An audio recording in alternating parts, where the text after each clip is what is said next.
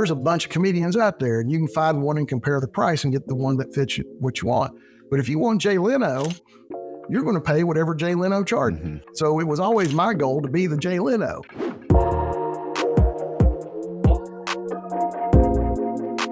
Well, hello and welcome to the J. Sterling Hughes Show, where we share the straight truth on how we have built a family law practice from 0 attorneys to 25, doing over $15 million in revenue over the past 9 years. And my purpose here is to document our journey, document what's working, what's not working, with hopes that you can take that and you can recontextualize that in your practice and shorten your success curve. Today, I have a special guest with me that I have been following on LinkedIn for some time, reading his content, and he talks all about where our attorneys starting off from 0 and going to that first million, which is the vast majority of family law practitioners that I engage with and that I have relationships with. And I thought it'd be a great time to have Patrick Slaughter with me today. So he's an expert in this area, and we're going to double tap into what it takes to go from nothing to 1 million and beyond, but mainly in that jump from 0 to 1 million. There's a lot involved there, where the majority of us are. So Patrick, I know you have a very interesting past. Prior to our call, we were talking about you being a magician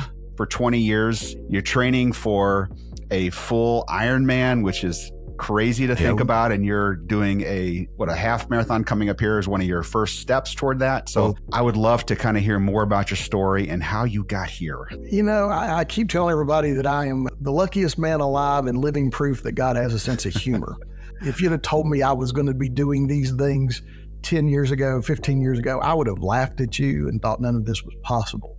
But as I said, I'm proof that all things are possible. Yes, I was a magician. I started as a hobby, when I was a kid. But when I was in Chicago, I had to learn how to perform magic on the street for tips because I was essentially homeless.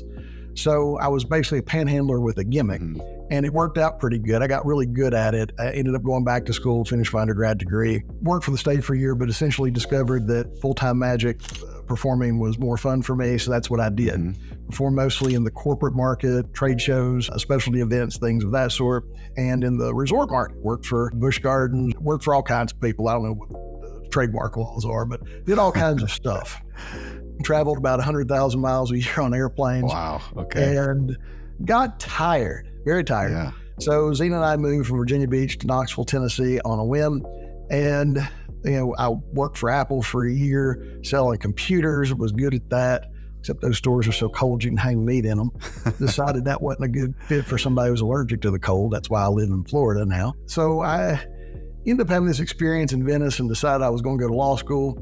Didn't think they'd let me in. My undergraduate was not particularly good. I had a B- average, and it was kind of a lark.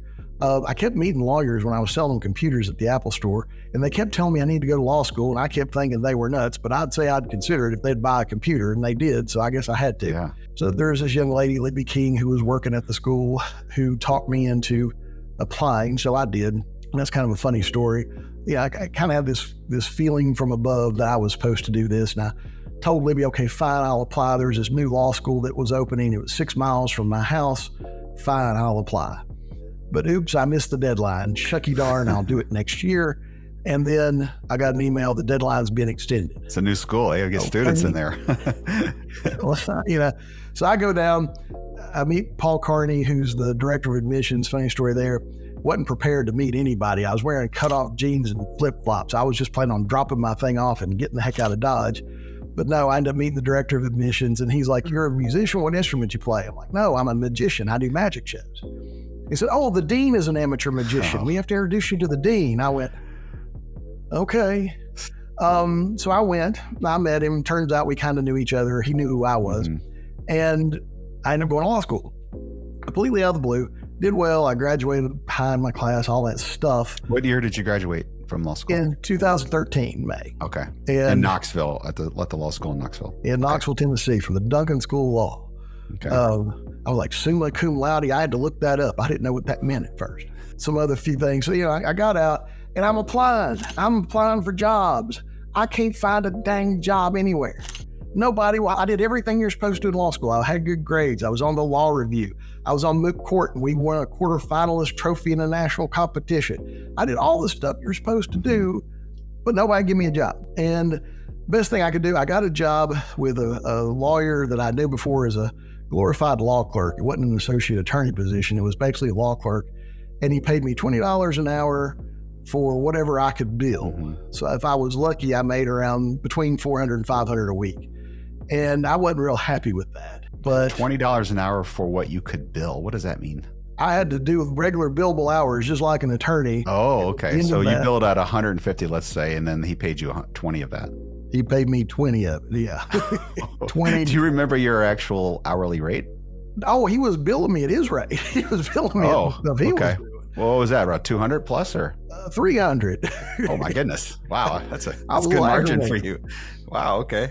And so then, later on in that little arrangement, and this didn't last for very long, but later on in that arrangement, I brought in 2 clients on the same day. One was a relatively minor criminal case, and another was kind of an administrative law case. Both clients paid, it was $11,000, and he came and took half and gave me half and told me to go do all the work. And I went, something about this I don't like. Now, don't get me wrong, he was a good guy, and I like him, we're still friends, but this arrangement was not what I was hoping for. Mm-hmm. And then things changed. I'll never forget it. My wife's birthday is the end of March. So we decided, I'd taken that job in the previous September, I think it was, September, October. And March came and Zena wanted, my wife's name is Zena. She wanted to go to this high-end mall. I didn't know it was a high-end mall, but she wanted to go to this mall in Nashville to shop for her birthday present. Mm-hmm. And I'm like, okay, let's do that. Well, she took me Green Hills Mall in Nashville. And if you don't know where that is, avoid it at all costs. If you walk in, there's a Rolex store, there's an Omega store, there's a Louis Vuitton store, and I'm knowing that I am way out of my league. And you're looking for TJ Maxx and it's not there. I'm looking around going, this is not going to end well for me. So I started sweating a little bit, get this feeling in the pit of my stomach. I start getting a little nervous. And thank God Zena goes to this shoe store that had normal stuff. And she decided she wanted a pair of Firebird boots. They're these leather boots that apparently Steve Tyler of Aerosmith has some connection with. Don't know, don't care. But she wanted these boots. They were $300, and I couldn't afford to buy them for her. And that it just hit me wrong. It bothered me because my wife, she was an assistant manager at a Men's Warehouse, and she was making more money than I was, and I was a licensed lawyer. I'm like, this makes no sense. So we're walking around the mall. She decided on this other pair of shoes for $100 that I could afford. And we're walking around the mall, and I've got my phone up, and I'm looking, trying to figure out if there's a way that I can finagle to get these dang boots. Mm-hmm. And then I noticed there's less money in the account than I thought there should be. And that was because my paycheck bounced. Something had to change. Yeah. So that night we're in the hotel, and I'm looking at the drop ceiling, and I'm counting every little dimple in there, and I'm mad as heck. I am mad. I can't describe it to you. And that's when I was like, something's got to change. I don't know what it is. I can't get a job. Maybe I'll just open my own office. And then I had all these fears go through my head, but I'm like, it can't get much worse. And then the fears started cycling again. Everybody's got the same 5, initial fears when they're opening practice. But I decided to do it anyway. That night, the law office of Patrick Slaughter was born. And when we got back, I told Zena what I was going to do. And she's the greatest wife ever. She's very supportive. She's crazy. She's like, oh, it'll be great. I'm like, I don't know if it's going to work at all, but okay. I had a friend, Mark Jendrick, who had an office suite in one of the only 2 skyscrapers in Knoxville that he said, I got this free space. You can use that. Okay, how much you going to charge me? No, I'm not going to charge you anything till you get up and run it. I'm like, nice. Praise Jesus, yeah. Free good. It was a Harry Potter broom closet, but hey, it's free. Price was right. Yeah, I had a credenza, had a big monitor, and it was 2 blocks from the courthouse. That first day, Avo was all the rage then, so I took out a $200 ad on Avo, and I signed up for Rocket Matter because I knew I needed some kind of practice management software with trust accounting. Mm-hmm. And came home that night. I spent all day drafting my fee agreement. Came home that night, scared to death. He was like, what's wrong? You look pale. I'm like, I just committed us to $300 in bills, and I don't know how this is going to work. And that very night, it was around between 6 and 7 o'clock, I got a call from that ad on Avo, and sure enough, the guy paid me $2,000 for a juvenile court case right off the bat. And it just away you went. Took off from there. Yeah. That was in 13 or 14 when you finally started? In 14. Got it. And then what happened over your first year? Man, all kinds of stuff. So I'm sharing this suite, with Mark, and Mark's got another lawyer in there by the name of Jim Lefevre. And Jim's an older guy. I think he was like in his late 60s at the time. And he does family law. And at the time I was doing a lot of criminal law, that kind of stuff, quasi-criminal law, and realized I don't like these people as clients for the most part. And I was looking at doing something different. And Jim started helping me learn family law. And I'll never forget, Bruce Beverly in law school said, in criminal law, you got some of the world's worst people, but they're on their best behavior because they're afraid of going to prison. And in family law, you got some of the world's best people, but they're on their worst behavior because they're going through an emotional crisis. And I think that was true. So I kind of gravitated towards it. And Jim just helped me a lot. So he gave me the confidence that I could take different kinds of cases. And I can tell you funny stories about that if you want to hear it. But he helped me learn different nuanced versions of different cases for family law. But that really wasn't the thing that took me. When I first started, I billed at $200 an hour. I don't know how I came up with that number. It's pathetically low, but that's what I did. I was $200 an hour. And my initial retainer was $2,000.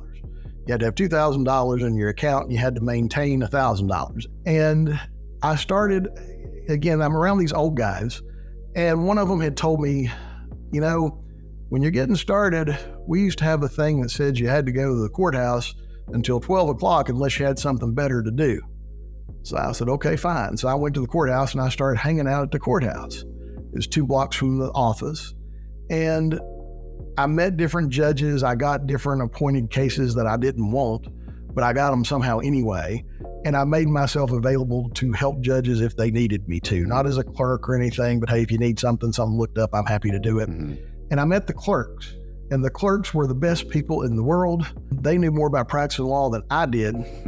I know that when you're going to get them something for lunch, the only thing you can pretty much guarantee is they all like Chick-fil-A. Okay. So I would get them Chick-fil-A nuggets and things.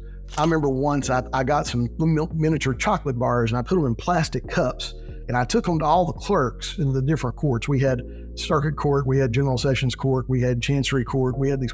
So I had all these chocolate cups with my business card in them and a note saying, this is an apology for all the screw ups I'm going to make that I'm going to count on you to pull my ass out of the fire for. And that's a great tactic, by the way, Patrick. I like that. It was the truth. But they suddenly all knew who I was. So how much were you spending a month then and just trying to drum up business, marketing costs, attention getting efforts, things like that? Zero. Okay. Well, no, I still had the Avo ad, so that was $200 a month. Plus the chocolate and the cups. So that's the 2 expenses, huh? If you could see me, you'd see that the chocolate was probably something I was going to spend money on anyway. Okay. So the only ad that I really took out was Avo. I didn't do anything else.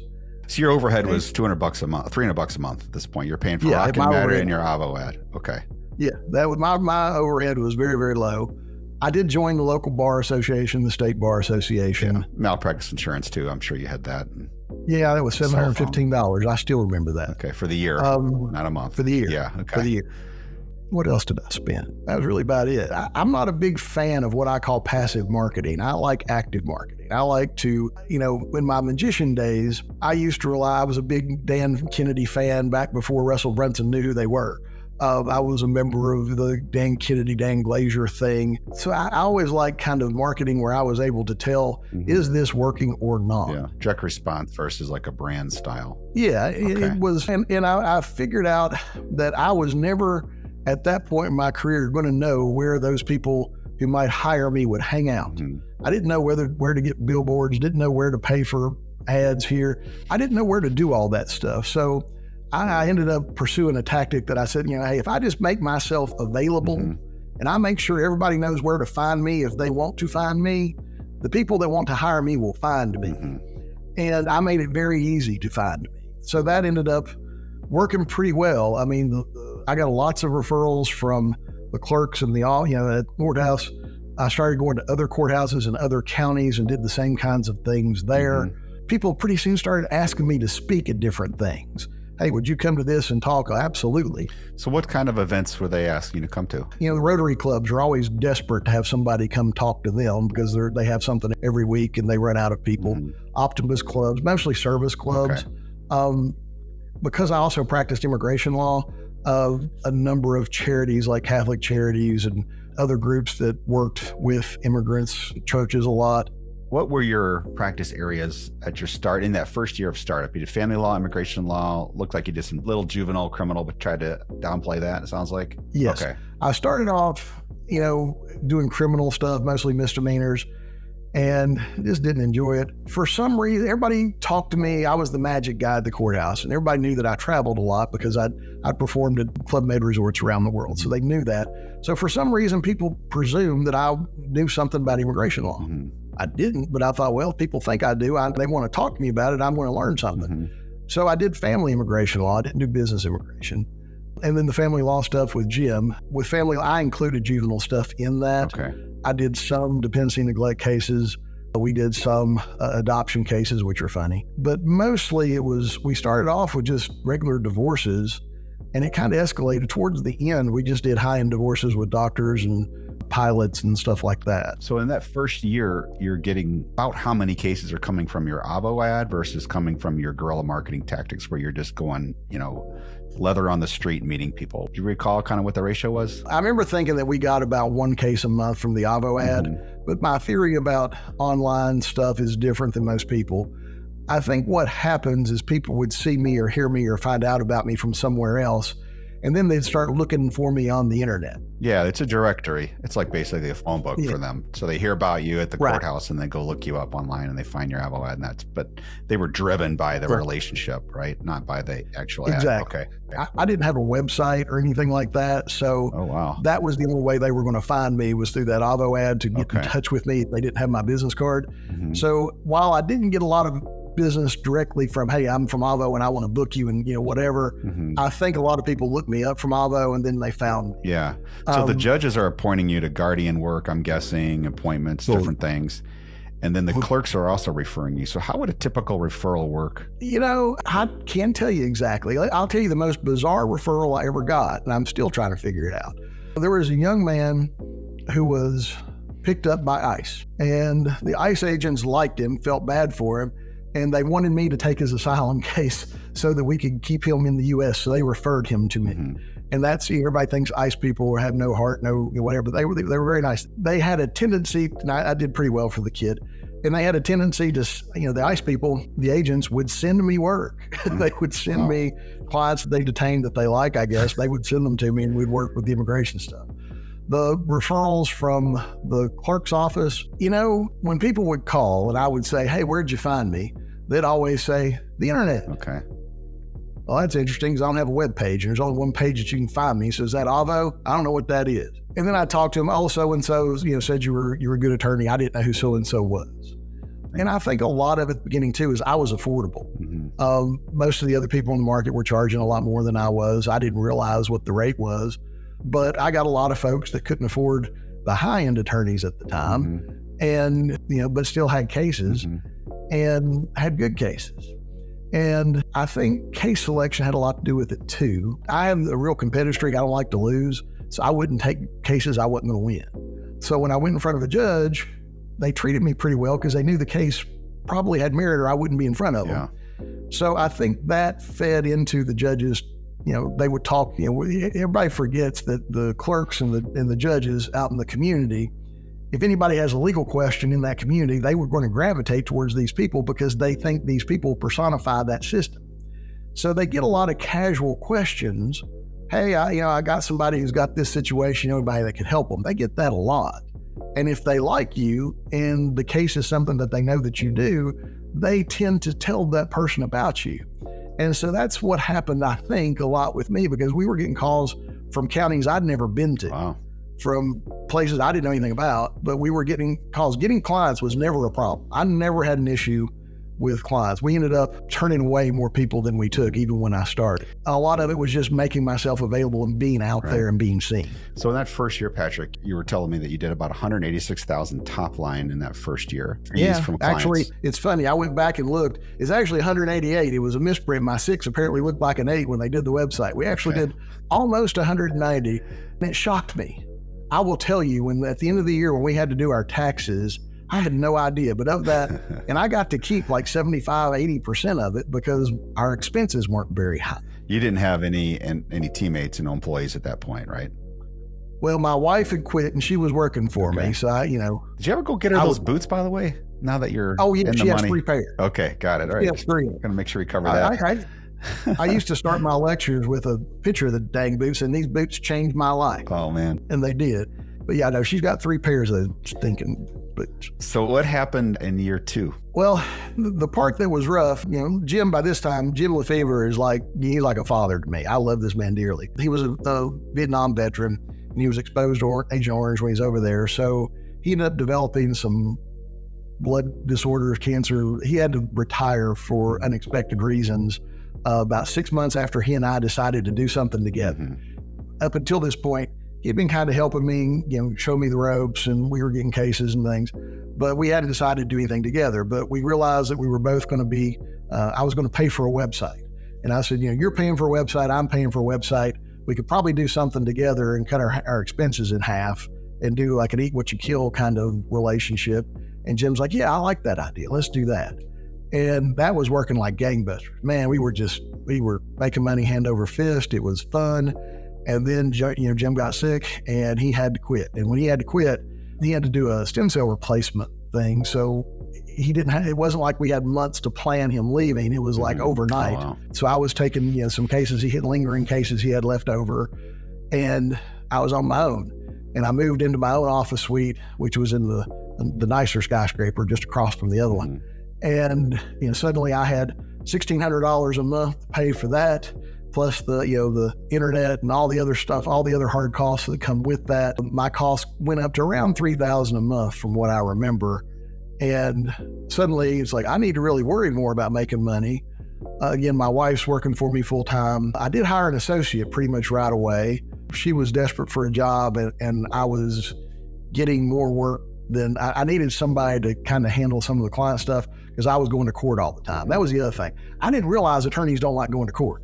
I was in court every day, sometimes in 2 different counties on the same day. I mean, it didn't matter. I was in court all the time. So I needed somebody to stay back and handle more of the paper pushing kind of thing. So I had an associate and Zena, my wife, and that was it.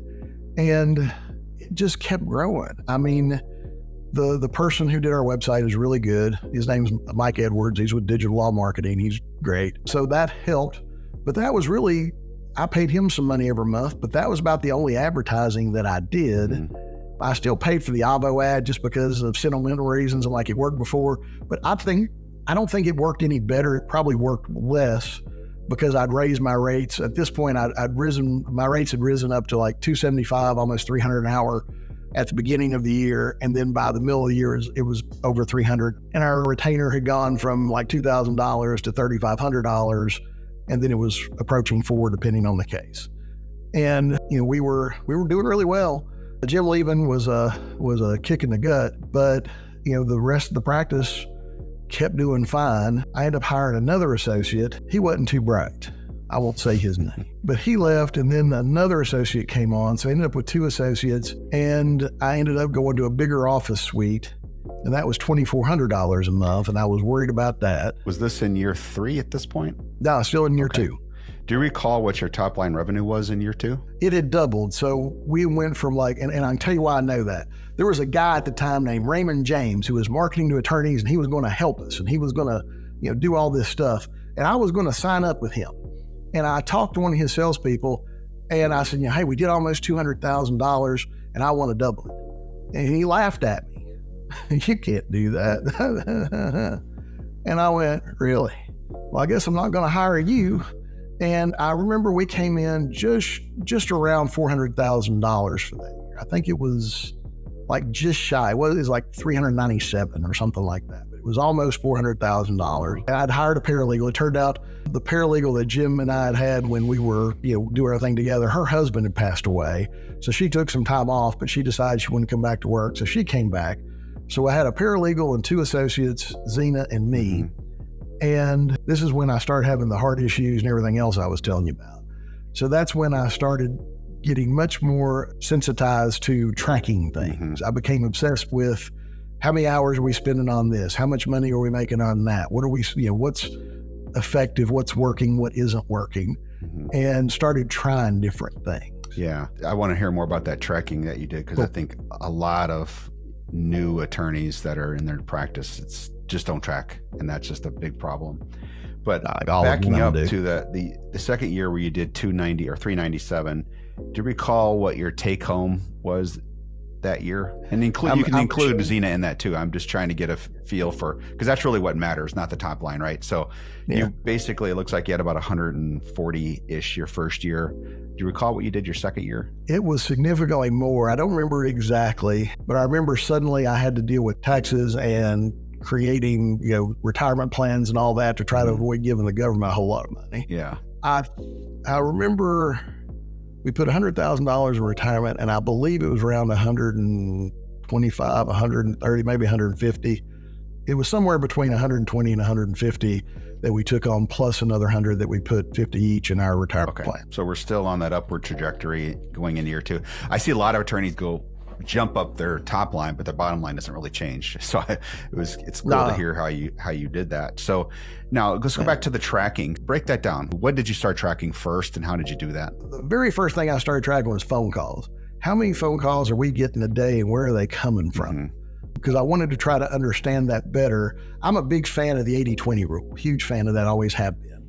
And I wanted to know, what was the 20% that mattered so I could get rid of the other 80%. And we tracked phone calls religiously. It turns out a lot of the people couldn't really tell us where they found us, but we tracked that. Okay, we got this many phone calls. How many of them turned into clients, obviously, but how many of them were actually like real prospects? Because you get a lot of crappy calls. I tell everybody, like my clients, a lot of times, if you get 100 calls, at least a certain percentage of them, let's say 10, if you get 10 calls, 3 people are going to hire you no matter what you do, just because they got an attorney on the phone and they got somebody and they're going to hire it for whatever reason.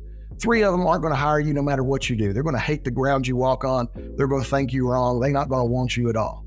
So the difference is in the middle 4 of how successful you're.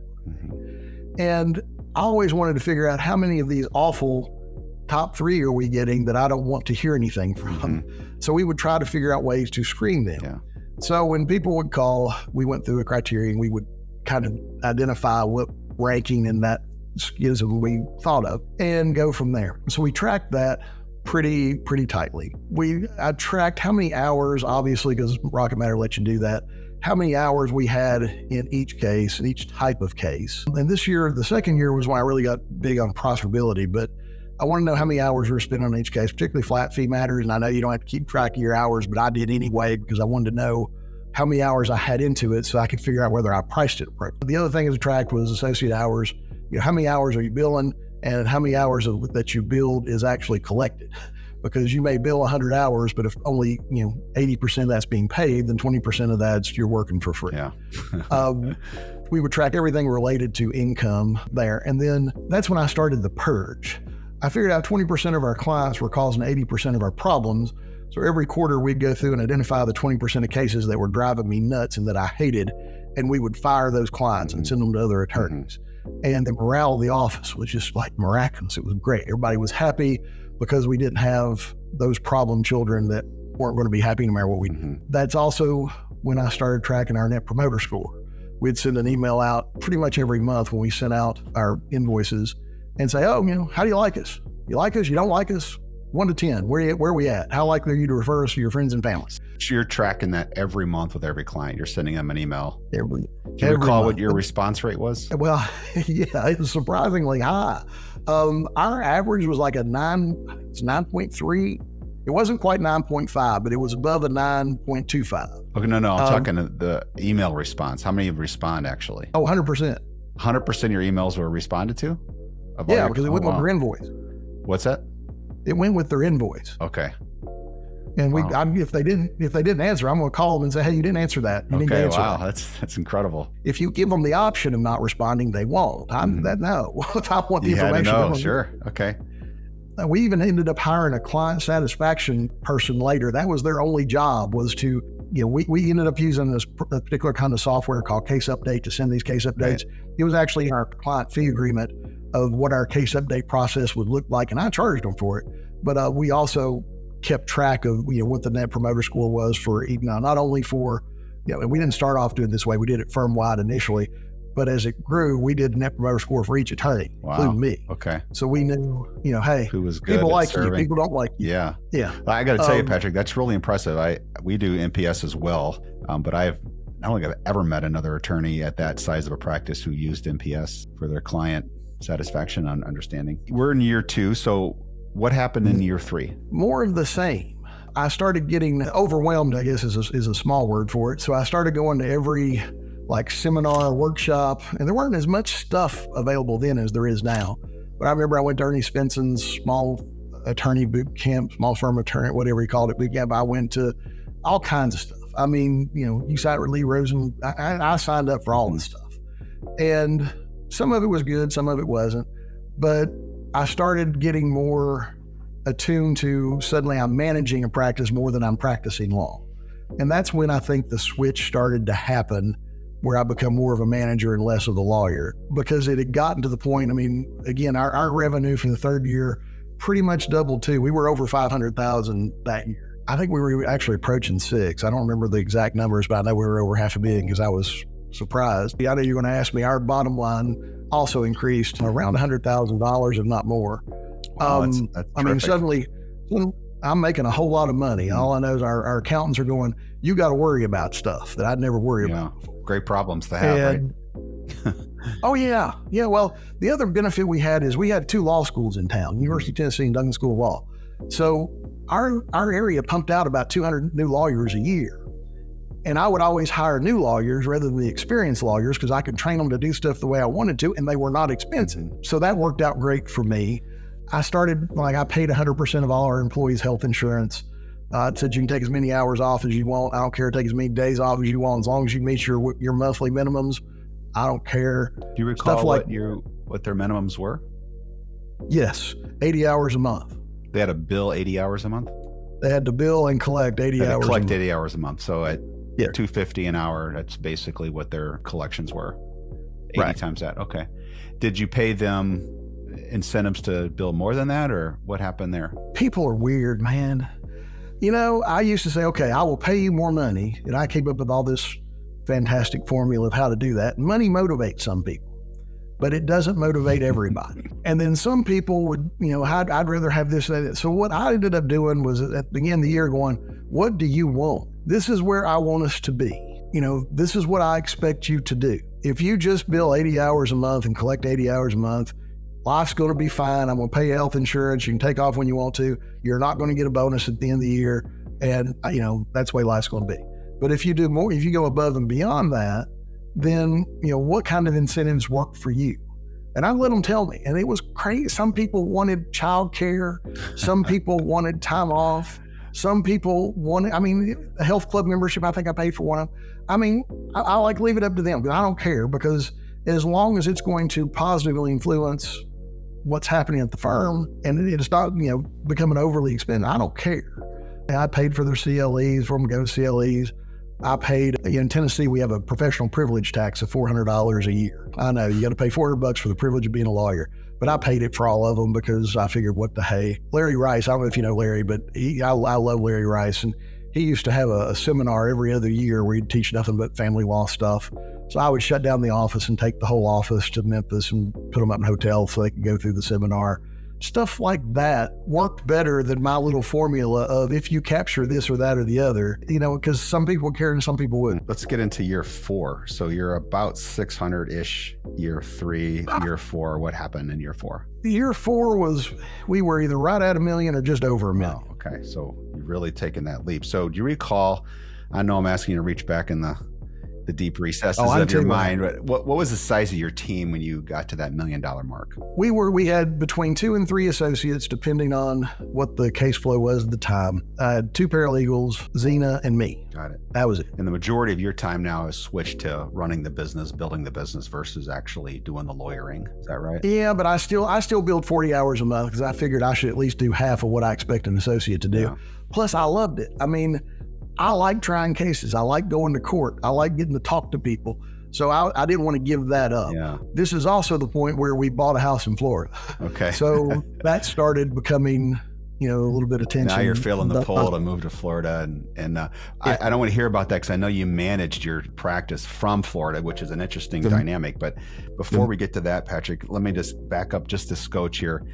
And so do you recall during that fourth year when you did $1 million, were you spending more in marketing than the Avo ad, or was it just still guerrilla stuff or just relationship networking?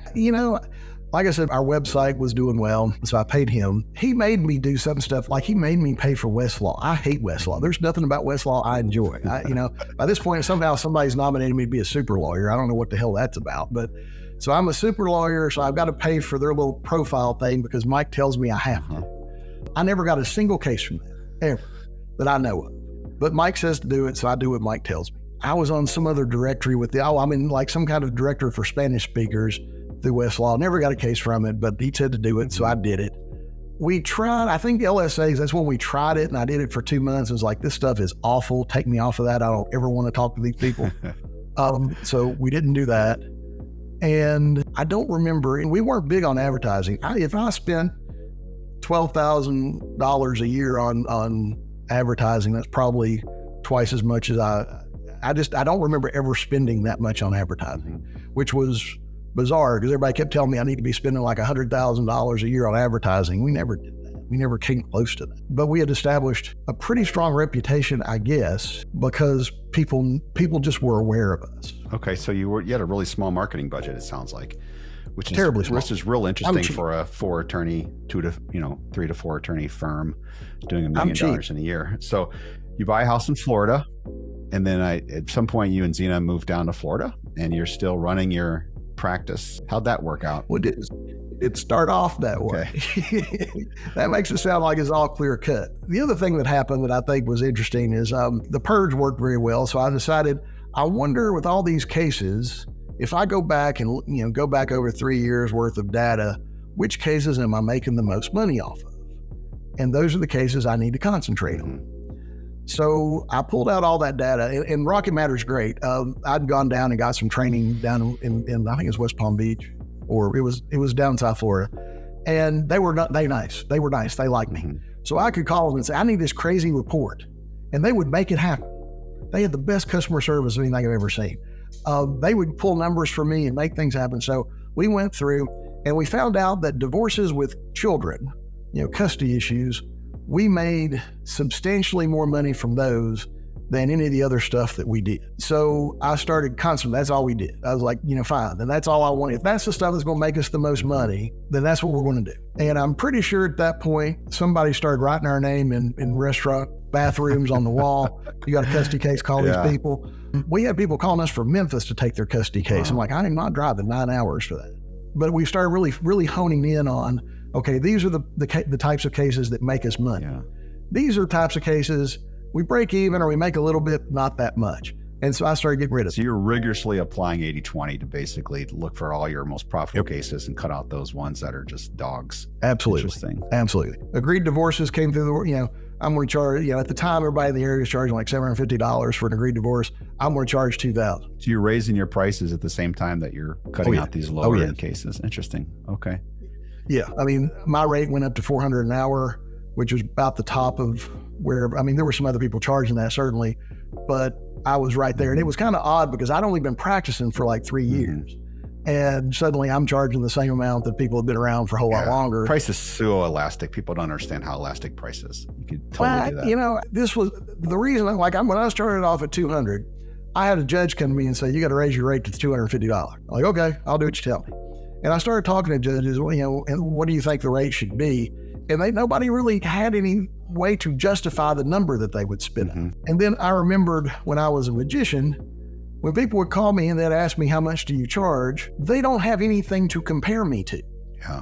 They haven't dealt with magicians before. So whatever I quote, it's more of a question of can they afford that or not? If they can, they're going to hire me. If they can, they like me. If they don't have that money, they're not going to hire me. So it's more of a function of their budget. And especially when you come to cases with children, people lose their little monkey minds when it comes to protecting little Johnny and Susie from somebody they believe is a bad parent. So they will come up with the money. And I've always ascribed to this be a celebrity rather than a commodity.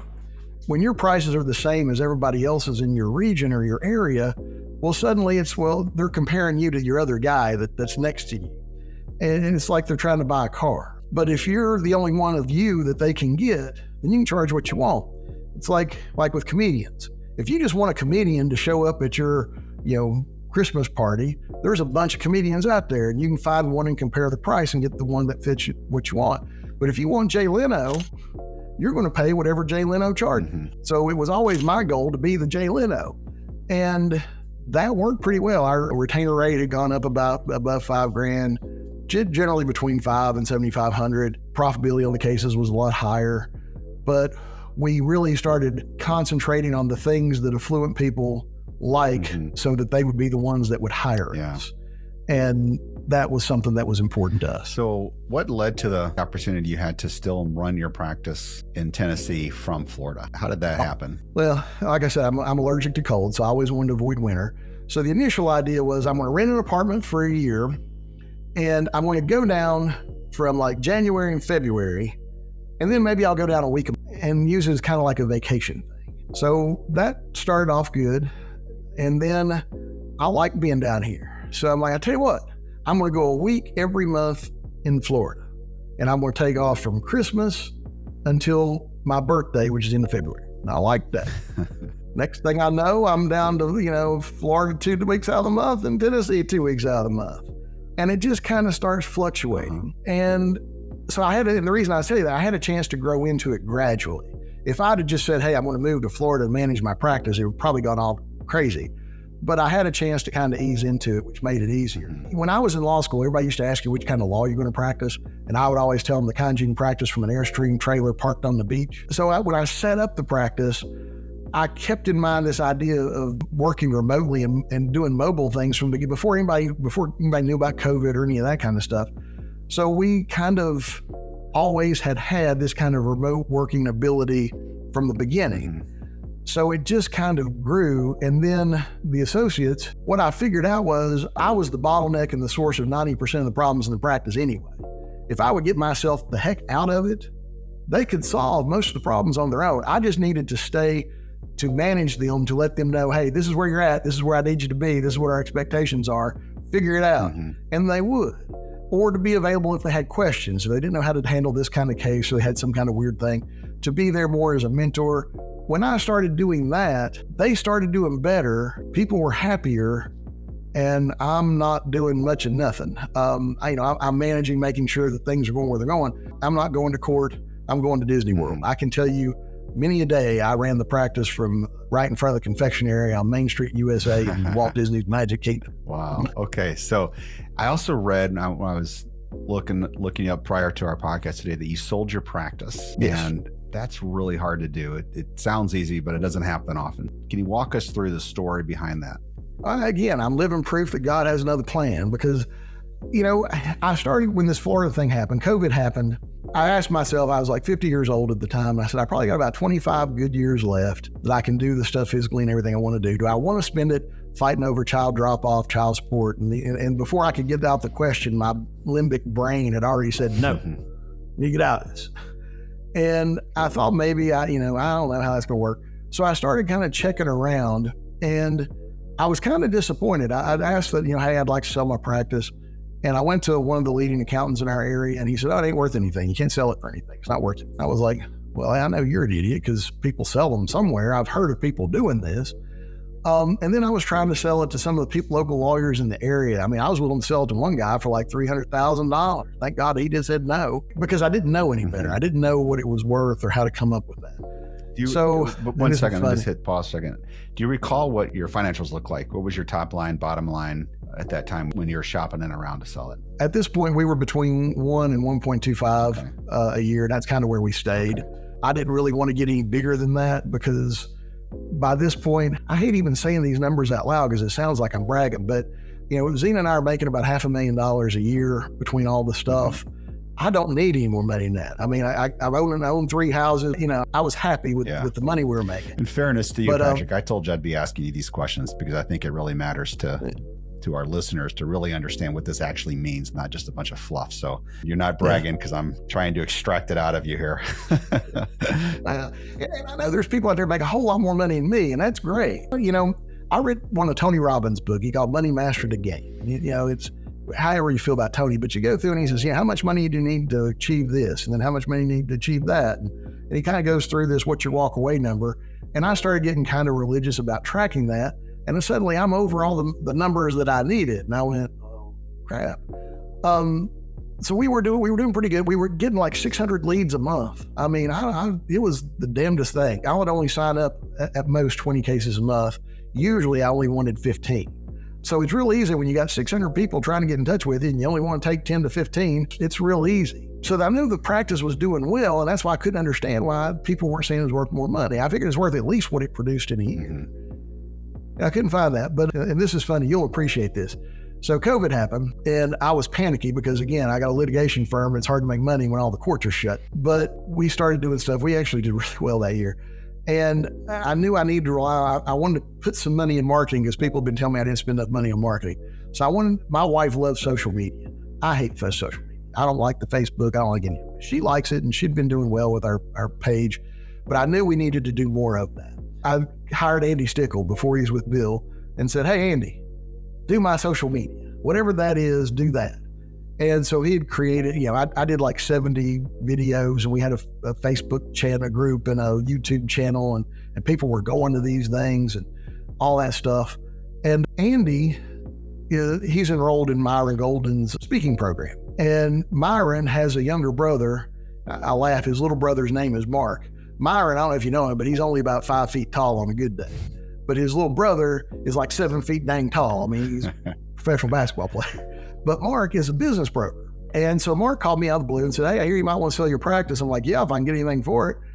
And that's what he does. He sells businesses for a living. So I went and met with him, and he goes, I don't know what it's worth, but if you can give me these numbers, these financials, I can look through and give you a pretty good idea. Mm-hmm. Well, so we gave them to him while we're sitting there eating lunch.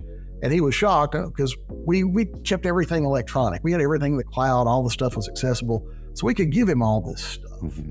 And he's like, I think it's worth more than you think. And I'm like, okay. So he went away, did his thing. He came back. He goes, you can get more than $1 million for this. And I went, you're kidding. He said, no, you can. And I said, okay, how long am I going to be tied to it? I don't want to do this earn out, work out, whatever the heck they call it. He's like, nah, you don't have to. I was like, okay. I said, I didn't really think this was going to happen to me. I thought he was just blowing smoke up my behind, if you want to know the truth. Mm-hmm. So I paid him I think it was a marketing fee of like $5,000. And he agreed to take a percentage, and it wasn't a high, it wasn't 10%, it was a lower percentage. And he took it and worked up his magic on what he wanted to do. So he put it on a couple online sites, and by the end of the week, we had 7 or 8, I think it might've been 7, but we had offers from a couple people in Canada, all kinds of people across the US that wanted to buy the practice, and they were happy to sign, offers for the amount that we were asking. Mm-hmm. And I was like, okay. So I decided on one guy that I really wanted to buy it for different reasons. And then he was getting a small business administration loan. I think they call it a 6-something loan. Boy, that was special. Mm-hmm. That was a process. And I remember he tried with one lender and that didn't work out. And I realized that I needed to take a more active role if I wanted this to happen. So I did. And I started talking to the lenders and trying to get involved in the process so I could understand, and it kind of helped him.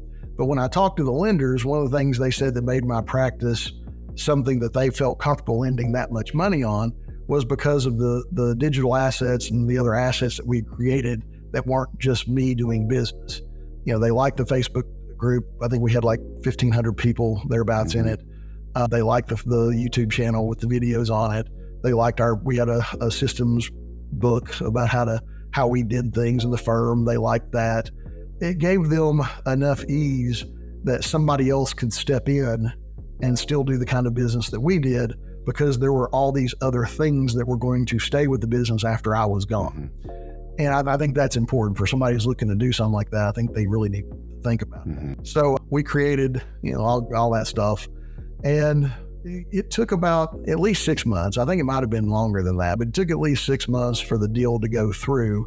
But it did. So it was April 18th of 2022. A bunch of money went in my bank account, and I no longer worked at the firm anymore. Wow, congratulations. So that from about whenever you signed the agreement with Mark until it was actually funded, about 6 months ish? I think so. I have to go back and look exactly, but I think it was longer than I expected. I remember initially it was supposed to be done around Halloween, but the first bank backed out. So that means I had to have met Mark sometime in late August, early September, because how the timing went. And like I said, we ended up closing the deal on April the 18th in 2022. Okay. And we were supposed to initially close by like the first part of November, but that didn't work. It ended up getting pushed out and extended. I was mad as heck, but it finally closed like April the 18th in 2022. Well, congratulations, Patrick. That's a great story. Now, let me just kind of close on this. You've got a coaching business today where you're helping attorneys do basically what you've done, right? Exactly. The same exact stuff. And it is by sheer happenstance. I will tell you that retirement and the hospitals are where people go to die. You can only go to Disney World so much. And these attorneys would call me and ask me these questions anyway. And Zena looked at me one day and she's like, why don't you actually coach these people? I went, she's smarter enough. So we decided that we were going to do it, but on a limited basis. I don't want to be Howdy Manage or SMB. I don't want 1,000 clients, and I don't do it that way. I really want to focus on people that, are trying to get started. They either have not started and they're getting ready to, or maybe they've opened their firm, but they haven't really hit significant revenue and it's driving them nuts. They know they're not knocking the cover off the ball, and they'd like to, get on the path to making that first million. And I think, realistically, someone when they're starting a firm should be able to expect to earn at least $100,000 themselves. I'm not talking about top line, I'm talking about bottom line, and grow that practice by doubling the revenue for a period of time to hit your revenue goals. At the same time, it's important to me for lifestyle. My schedule when I ended up, before I sold the firm, when I was still working everything, I only worked 4 days a week from the first time I started the firm. I took Fridays off. I refused to take home on weekends unless I had a trial to prepare for on Monday. I took a week's vacation every quarter, and I took off the entire month of December. It's possible. People tell you can't. You can do whatever you want to do. Don't listen to what people tell you. You have to actually create the circumstance and create the environment for it to work. And if you want to, you can. I'm living proof, and I'm not that smart. So if I can do it, anybody can do it. So I try to take folks. We work on a quarterly basis. I don't take more than 10 clients because I want to be involved personally with these people. I help them write some of the things they need to write. I help them do different things. But we really focus on I think there's only 3 things you have to do to manage a law firm. You have to practice law. You've got to manage things. You got to manage your time, your money, your people, and you've got to acquire clients. Those are the only 3 things that you really have to do. And if you do those in equal proportions and you do those in a systematic and strategic way, you can build a practice that will, generate the money you want, but also facilitate the lifestyle that you want. And that's kind of our approach. We do it on a quarterly basis. We identify anywhere from 1 to 3 projects. This is what's going to move the needle. This is not an imaginary problem, which attorneys like to solve imaginary problems. Let's deal with the ones that are going to matter, and then we'll do that. At the end of the quarter, you like me? Well, you pay me again, and we'll keep doing that down the road.